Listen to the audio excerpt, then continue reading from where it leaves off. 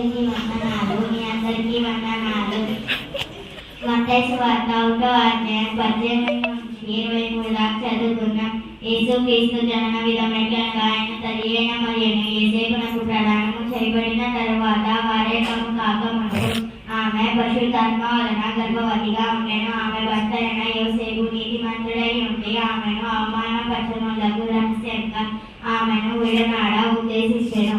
అతడు ఈ సంగతులను గూర్చి ఆలోచించుకొనుచుండగా ఇదిగో ప్రభువు దూత అతనికి ప్రత్యక్షమై, దావీదు కుమారుడైన యోసేపుని నీ భార్య అయిన మరియను చేర్చుకొనుటకు భయపడకుము.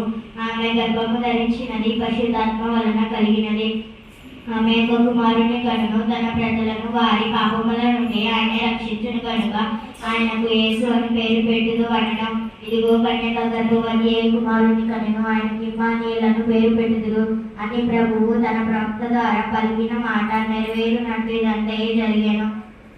ఇమ్మానుయేలను పేరు నాకు భాషాంతరమున దేవుడు మనకి తోడని